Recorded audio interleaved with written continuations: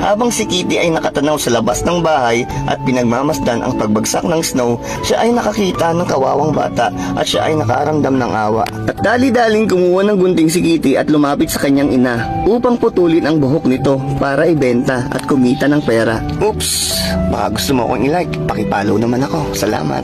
Ang sabi ni Kitty, sorry, nanay. Si Kitty ay lumabas ng bahay upang ibenta ang buhok ng kanyang nanay. Di alintana ang lamig sa labas ng bahay, baliwala ito kay Kitty. Sa bagay, ang pagtulong sa kapwa ay walang binipiling oras. Tuwang-tuwa si Kitty nang matanggap niya ang pera kapalit ng buhok ng kanyang nanay. Siya ay nagpasalamat at sa wakas, meron na siyang pambiling damit para sa kawawang bata. Halos mapaluha ang kawawang bata sa sobrang saya at tuwa. Ika ng kawawang bata, salamat. Sa pagkakataong ito, dito mo makikita kung gaano kasaya tumulong at makikita mo rin sa mga mata ng iyong tinulungan na siya ay masaya. Nagulat ang nanay ni Kitty, galit na galit, nagmamadaling lumabas ng bahay upang hanapin si Kitty. Oh mga idol, kung ikaw yung nanay ni Kitty, anong gagawin mo sa anak mo? Kung tinapos mo yung video ko, pakibigyan naman to ng title please. Maraming salamat. Si Berto ay masamang tao. Sinaksak niya si Eva at pinagnakawan at dali-daling umalis. Padaan si Dudong para tumulong. Ngunit nakita niya si Eva ay wala nang kasabay sa pagdating ng mga pulis. Si Dudong ay inaresto at nakagbintangan. Real talk mga idol, ganito yung approach ng mga pulis kapag mahirap ka lang. Hindi patas ang batas sa estado ng buhay. Kawawa naman si Dudong, pamilya na damay sa kasalanang hindi niya ginawa. Halos papayak ang asawa ni Dudong. At ito ang masakit mga idol, naging tampulan ng tukso ang anak ni Dudong sa loob ng paaralan at sinasaktan ng kanyang mga kamag-aral. Si Dudong ay nilipis sa loob ng hukuman at ang hatol mga idol, kamatayan pa. Ang sakit nito mga idol, pagbabayaran mo yung kasalanan na hindi mo namang ginawa. Magulo ang isip ni Dudong, litong-lito, tanong sa sarili ano bang nagawa ng kasalanan upang saktan at pahirapan. Si Dudong ay napaiyak na lamang sa hirap at pasakit na kanyang naranasan. Hatol kay Dudong, kamatayan. Sambit ni Dudong, mahal, paalam. Lesson learned mga idol, ang pagtulong sa kapwa ay hindi masama. Pero kung ayaw mong madamay, manahimik ka na lang.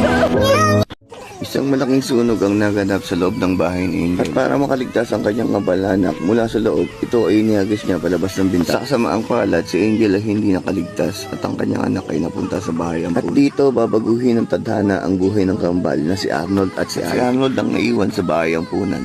At si Alan ay napunta sa bahay ng may Arnold ay umalis ng bahay ampunan para hanapin ang kanyang kapatid na si Alan. Naging maganda ang buhay ni Alan, kabaliktaran naman ng Arnold ay napunta sa bahay ng sindikato kasama ang ilang mga bata at tinuruan siya maging matagumpay para kay Alan, hirap at pasakit para kay Alan. Kalipas ng 15 taon, si Alan ay naging alagad ng batas at si Arnold naman ay nalugmok sa paggawa ng masama. Pinasok ni Arnold ang malaking bangko para magnakaw. Tumunog ang alarma ng bangko kasabay ng pagdating ng pulis. Agad naman siya nakilala ni Alan. Sambit ni Arnold, nahihiya ako. Tugon ni Alan, kahit anong mangyari, ikaw pa rin ang utol at walang sino mang makakapaghiwalay sa atin. Patunay, mas matimbang ang dugo kaysa sa tubig.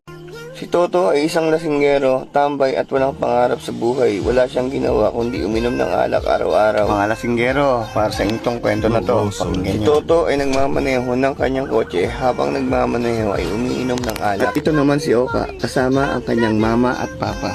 Nabangga ni Toto ang sinasakyan ng pamilya ni Oka. Sa sobrang kalasingan, si Toto ay nagmamadaling tumakas. At si Oka naman ay maswerteng nakaligtas. Subalit maagang naulila si Oka. At si Officer Emily naman ang may hawak ng kaso sa pamilya ni Oka. Pumunta si Officer Emily sa pinangyarihan ng insidente kung saan nakita niya ang cellphone ni Toto sa loob ng kotse. Nagsagawa ng operasyon si Officer Emily para hulihin si Toto. Nagulat si Toto nang makita ang pulis.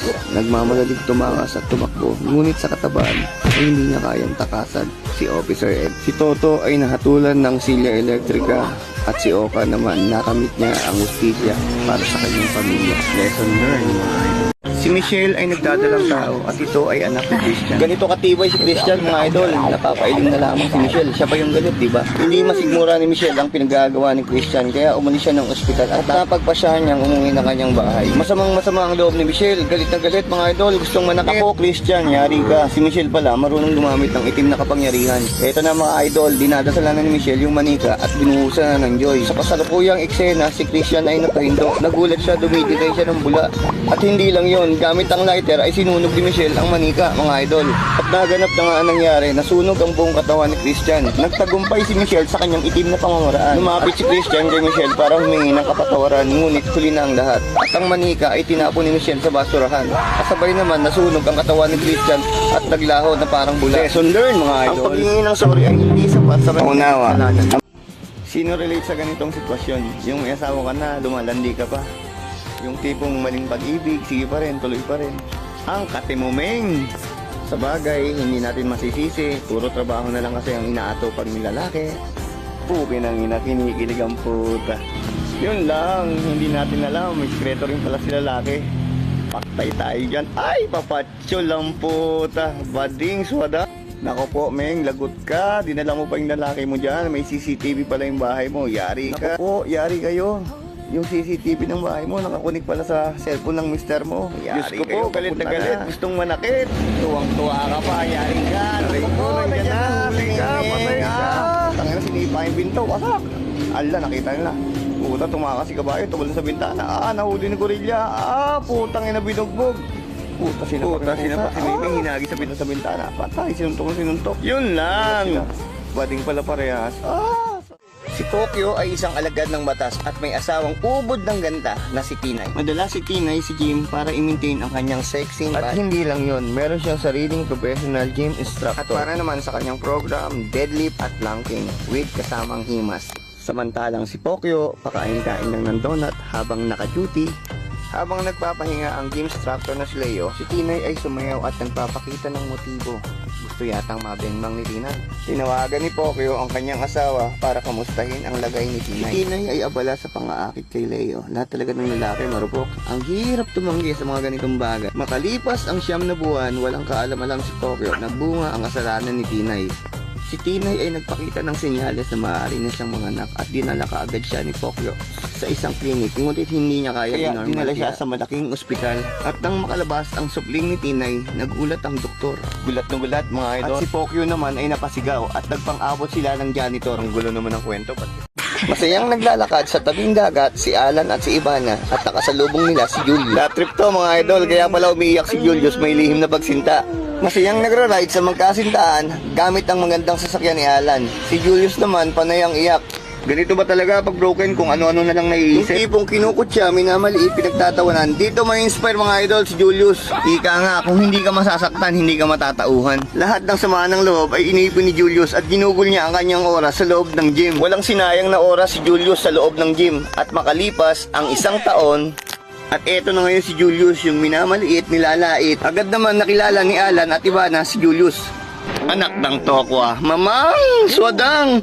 Si Julius pala tsaka si Alan, parehas chiksilog. Bayot man, oy, gulat na gulat si Ivana, mga idol. Alam nyo ba, mga idol, sa kwento ko, lahat imposible pwedeng mangyari. Transgender pala, mga idol, si Alan. Sana all. Si Soyd pala, ang kauna-una, ang anak ng mga bakla. Pasensya na po sa mga nadamay. Lesson learned, mga idol. Bago mo mahalin, kilalanin mo muna.